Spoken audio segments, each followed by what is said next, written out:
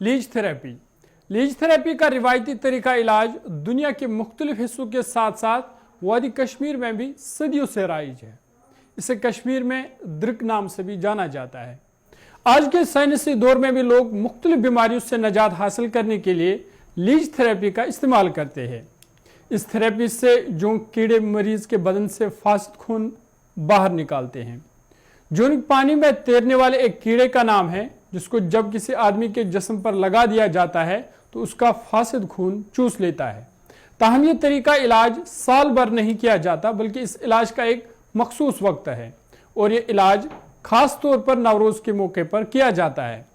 श्रीनगर से ताल्लुक रखने वाले लीज थेरेपी के माहिरीन का मानना है कि इससे मुख्तलिफ बीमारियों में मुब्तला सैकड़ों मरीजों को ठीक किया जाता है।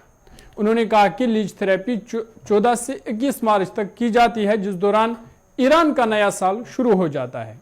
उनका कहना है कि अयाम high blood pressure, uric acid वगैरह जैसे बीमारियों में मुब्तला मरीजों के लिए ज़्यादा मौजूद है।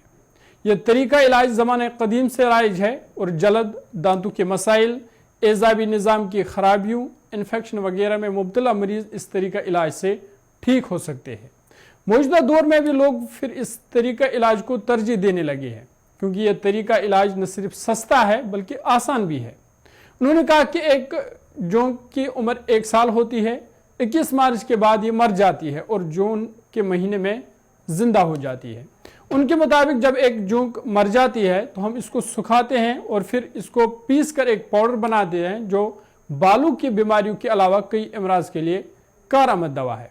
दरियासना दरगाह हजरत बल में नवरोज की मुनासिबत से झील डल के किनारों पर दिन भर लोगों को लीज थेरेपी से इस्तिफादा करते हुए देखा गया। माहिरीन ने इस सवाल मजीद क्या कुछ कहा, आइए सुनते हैं। लीज थेरेपी का ताल्लुक है करीबन 100 से ज़्यादा इसमें बायोलॉजिकली एक्टिव सब्सटेंसेस होते हैं लीज के एंजाइम्स में, जो फार्माकोलॉजिकली बहुत अच्छा जो है ना रोल इनका है। और इनमें जो सबसे अहम बात ये है कि इससे हमें क्या अचीव होता है। अगर हमें सर्कुलेशन कहीं पर इम्प्रूव करनी हो तो लीज थेरेपी का हम इस्तेमाल कर सकते हैं।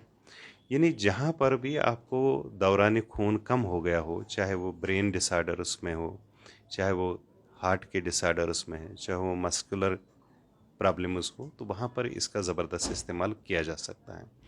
ब्लड प्रेशर में इसके ज़बरदस्त नताइज मिलते हैं और हमने एक स्टडी की है, पायलट स्टडी, तो हमने हाइपरटेंशन में इसको यूज़ किया। सिर्फ 15 मिनट में हमने उसके रिजल्ट्स देखें और सिर्फ 15 मिनट में नॉर्मलाइज होता है हाइपरटेंशन। फिर हमने दूसरे ग्रुप पे काम किया कि जो जिनका ब्लड प्रेशर कम होता है कि उनका क्या होगा। फिर हमने देखा कि सिर्फ 15 मिनट में उनका प्रेशर ज़्यादा होकर नॉर्मल की तरफ आता है। यानी अगर आप ये देखें कि ब्लड प्रेशर में अगर आप टैबलेट खाते हैं तो कुछ टैबलेट ऐसे होते हैं कि जो ब्लड प्रेशर कम करते हैं और कुछ चीज़ें ऐसी हैं कि जिनसे ब्लड प्रेशर बढ़ जाता है। मगर लीज एक ऐसी ये है रेमेडी है जिससे ब्लड प्रेशर कम वाले को भी दी जा सकती हैं और ज़्यादा वाले को, और दोनों को नॉर्मल की तरफ ही ले आती हैं। तो ये रिसर्चर्स के लिए एक बहुत बड़ी चीज़ है जिसको समझने की ज़रूरत है।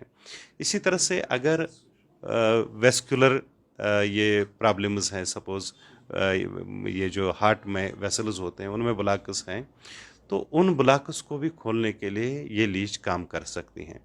इसी तरह से कुछ ब्रेन के डिसऑर्डर्स हैं जहाँ सर्कुलेशन अल्टर्ड हुई है, कम हुई है, तो वहाँ पर इसको यूज़ किया जा सकता है। उसके नतीजे हमें बहुत अच्छे।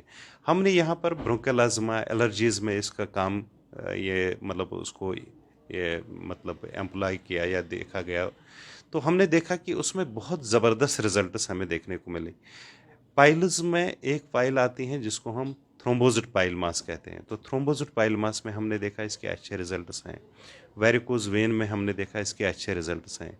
कुछ लोगों के जो चिलब्लेनस, फ्रोस्टबाइट, जो सर्दियों में यहाँ पर जिसको हम शू वगैरह बोलते हैं, तो उसमें भी यही दिक्कत होती है कि माइक्रो सर्कुलेशन जब कम होती है तो हम माइक्रो सर्कुलेशन लीज से बढ़ा देते हैं, तो उससे ऐसे ये बीमारियों से छुटकारा हासिल हो जाता है। इसी तरह से वेरिकोज वेन में भी इसका अच्छा खासा किरदार देखने को मिलता है। ओवरऑल देखें, विजन पे इसके अच्छे असरात हैं।